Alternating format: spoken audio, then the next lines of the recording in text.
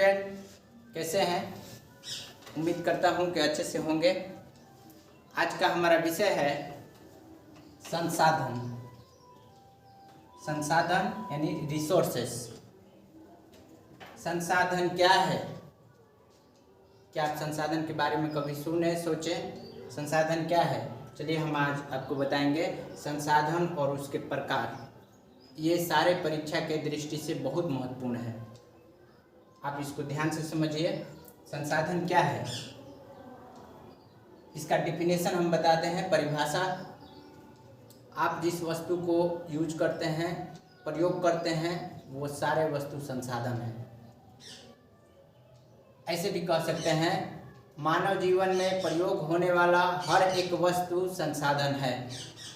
फिर से हम रिपीट करते हैं, मानव के जीवन में प्रयोग होने वाला हर एक वस्तु संसाधन है।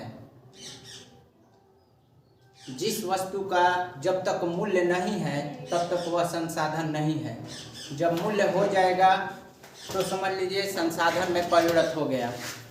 ठीक है, आगे देखिए, इसको हम डिफाइन करेंगे और बेहतरीन से। ये दो भाग में मोटे तौर पर पढ़ने के लिए बांट देते हैं।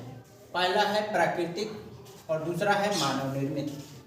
प्राकृतिक संसाधन वैसे संसाधन को कहा जाता है जो प्रकृति ने मानव जीवन को आसान बनाने के लिए मुफ्त स्वरूप उपहार दिया है। जैसे सूर्य का प्रकाश यानी धूप, जल, हवा, पहाड़, नदी, झील, समुद्र, सागर, ये सारे जितने भी हम आपको नाम बताए हैं, ये सारे प्राकृतिक संसाधन हैं। और ये मानव निर्मित वैसा संसाधन जो मानव ने अपने जीवन चलाने के लिए, आसान बनाने के लिए खुद बनाया है। जैसे के रूप में आप ले लीजिए, ये कलम, मार्कर देख रहे हैं, ये बोर्ड जिस पर हम लिख रहे हैं, आपका मोबाइल जिस पर आप देख रहे हैं, आपका वस्त्र जो कि मानव ने बनाया है, ये पंखा है, ये लाइट है, ये सारे वस्तु जो है मानव निर्मित के अंतर्गत आएंगे। अब संसाधन के वर्गीकरण का आधार समझते हैं। यहाँ देखिए, संसाधन के वर्गीकरण का आधार 3 आधार पर बांटा गया है। पहला इसका आधार है उत्पत्ति के आधार पर। उत्पत्ति के आधार पर में 2 भाग, पहला है जैव और दूसरा है अजैव संसाधन। जैव संसाधन वैसे संसाधन जिसमें जीव का अंश हो, यानी जो जीव के द्वारा निर्मित हुआ हो। जैसे पेट्रोलियम और उसके सारे पदार्थ, पेट्रोलियम से बने सारे पदार्थ। जैसे पेट्रोलियम से क्या क्या बनता है? पेट्रोल, डीजल, किरोसिन, ये ग्रीस, मोबिल, कोलतार, ये सारे चीज इसमें आएंगे। इसके अतिरिक्त कोयला भी आप इसी में रख सकते हैं। कोयला वैसे 4 प्रकार का होता है, उसके लिए हम बाद में आपको बताएंगे। जैव, अजैव, एक हो गया जैव और दूसरा अजैव। अजैव संसाधन वैसे संसाधन जिसमें जीव का अंश नहीं हो। जैसे ये देखिए, इसमें जीव का अंश नहीं है।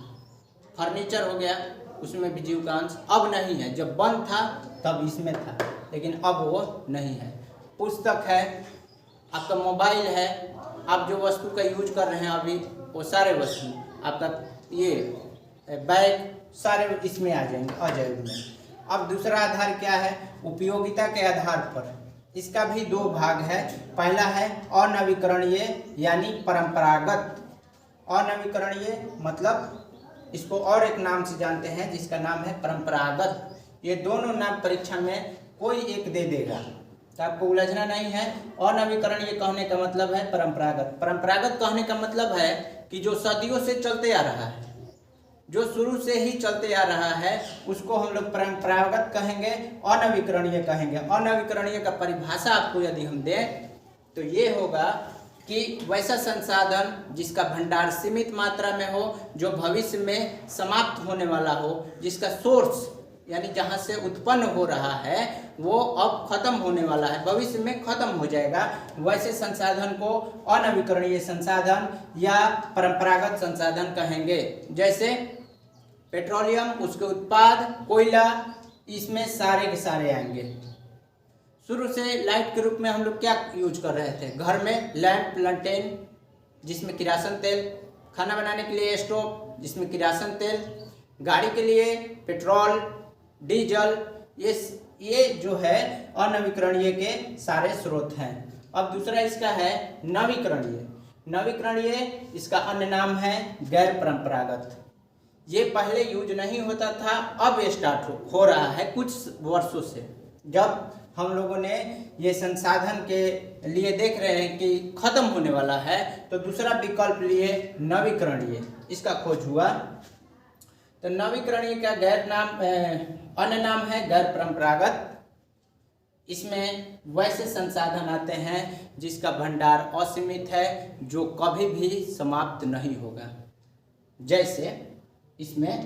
जैसे सूर्य का प्रकाश, जल, वायु, जब तक प्राकृतिक रहेगा तब तक इसके सारे स्रोत रहेंगे अनवीकरणीय का। इसमें देखिए सौर ऊर्जा हो गया आपका, हाइड्रो बिजली, पन बिजली जिसको बोलते हैं हाइड्रो इलेक्ट्रिसिटी। और इसमें आएंगे तो आपके जितने भी धातु अधातु हैं, जितने भी हैं सब खनिज पदार्थ, जैसे आपका तांबा, सीसा, टीन, अभ्रक, एल्युमिनियम, सोना, चांदी, सब आएगा इसमें अनवीकरणीय में। अब चलिए समझते हैं तीसरा वर्गीकरण के आधार में। तीसरा आधार है स्वामित्व के आधार पर। इसको 4 भाग में बांटा गया है। देखिए पहला है व्यक्तिगत। व्यक्तिगत वैसा संसाधन जो किसी एक व्यक्ति के लिए हो। जैसे आपके पास जो भी संसाधन है व्यक्तिगत में आएगा। जैसे मेरे पास जो भी संसाधन है वो मेरा, यानी एक व्यक्ति का, विशेष व्यक्ति का। दूसरा है सामुदायिक, वैसा संसाधन जिस पर पूरे समुदाय का अधिकार हो। जैसे स्टेडियम हो गया, उसके बाद मंदिर हो गया, मस्जिद हो गया, शमशान हो गया, कब्रिस्तान हो गया, ये सारे आएंगे सामुदायिक संसाधन में। इसका तीसरा है राष्ट्रीय संसाधन। राष्ट्रीय संसाधन में वैसा संसाधन वैसे संसाधन पर पूरे देश का अधिकार, यानी जैसे मान लीजिए हमारा देश भारत है। भारत के अंतर्गत जितने भी संसाधन हैं, वस्तु हैं, वो सब राष्ट्रीय संसाधन में आएंगे। जैसे अब हम लोग भारत में रहते हैं तो हम लोग भी भारत के संसाधन हुए, क्योंकि मानव भी एक प्रकार का संसाधन है। ये चौथा है आपका अंतर्राष्ट्रीय, वैसा संसाधन जिस पर पूरे सभी राष्ट्रों का अधिकार हो, उसे हम लोग बोलते हैं अंतर्राष्ट्रीय संसाधन। जैसे है यूएनओ, संयुक्त राष्ट्र संघ, वैसा ये संगठन है जिस पर सभी राष्ट्रों, जितने भी सदस्य देश हैं, सबका अधिकार है। संसाधन हमारे उम्मीद से आपको क्लियर हो गया होगा। यदि अभी भी कुछ उलझन रह गया है तो आप हमें कमेंट करके पूछ सकते हैं। साथ में आपसे एक रिक्वेस्ट है, हमें सपोर्ट करें, प्लीज़ सब्सक्राइब करें। Thank you.